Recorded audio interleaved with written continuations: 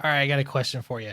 Can star power drive more traffic to Marvel? And I was gonna say, can it save Marvel? I don't really want to get into specific hyperbole, but I already know what most people are gonna say.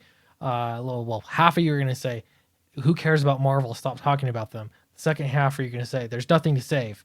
But that's not the point. Actually, on the stream I did the other night, we got talking about, if you had top talent at Marvel and DC, or anywhere for that matter, and not doing concept art or working in television or animation or for video games or wherever else they are right now, what would the outcome be? And the first answer was, you got to pay them more, a lot more. They have to be financially incentivized to be there and do their best work. So they're not just there for the clout, and then they can leave and do their best work for themselves. This is their best work for Marvel, for DC. So that's the question, though, and yes, it is hypothetical, right? But here, when I think about star power currently, there's actually not a lot. It seems like a pretty short list. It's not like it used to be, at least for Marvel. But if there was a star in comics, Greg Capullo, he's got to be up there, man. I mean, he's got to be one of them. And Greg Capullo announced tentatively that he's returning to Marvel Comics after 30 years. I'm not gonna lie, I'm not the biggest comic historian, but I didn't know that he actually worked for Marvel. All I know him from is Spawn and Batman, and there's that one Image book. What was it? I can't remember the name of the Image book, but everything he does is just really cool artwork. It looks like Greg Capullo. When I look back at this stuff, that this is his from Inferno #1, I'll be honest, it doesn't really look like Greg Capullo. Maybe if you squint, I guess you can kind of see. I can kind of see some there, but this being from the '90s makes a lot of sense. It looks very different from what you might think about when you think of Greg Capullo. Still awesome though, really good stuff.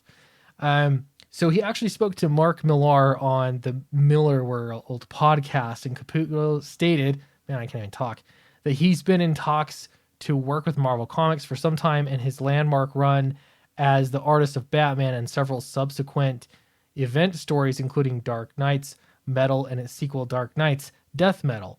The artist briefly worked for Marvel in the late 1980s. We talked about this, 80s, 90s, including the Quasar series, yada, yada, yada. In fact, Capullo's art can currently be seen on the brand new DC Image crossover. Yeah. That's what he's been up to. But he is going to be doing something for Marvel. Now, we don't know what it is. Now, the immediate question is then, who is the artist that he's going to be working with? And he didn't say as much at all, but the assumption here is that it could be Donny Cates, based off of this GamesRadar.com article. Cates has recently stepped away from his Marvel ongoing series, Thor and Hulk, announcing somewhat cryptically he's been working with and in the background on something insane. Now, to be fair, literally everything that Donny Cates works on, he will tell you, is absolutely insane. And so it could literally be anything. Again, there's speculation going that it could be the Avengers. I don't know. The bigger question for me is, will it be with Greg Capullo? And is this a big enough announcement that people are going to get whatever he does because it's Greg Capullo? Honestly, I think the writer matters a lot. Also, I think the story matters a lot. What could I see him on? I mean, it would, honestly, I'm not like a massive X-Men fan, but it would be pretty cool to see him go back to doing something X-Men just because of this piece right here. That could be kind of fun. I don't know. I just associate with him with something darker all the time. So like, almost want to see Moon Knight. Maybe that's too much of the Batman crossover, or Daredevil perhaps. I don't exactly know, but those are kind of the places that maybe I'd want to see him.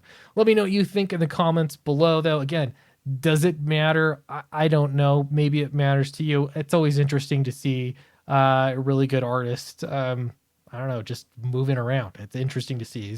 He's I don't think it's even arguable. He's an extremely great artist. But let me know what you think and what artist would get you to pick up a comic book based off purely the artist. Let me know in the comments below.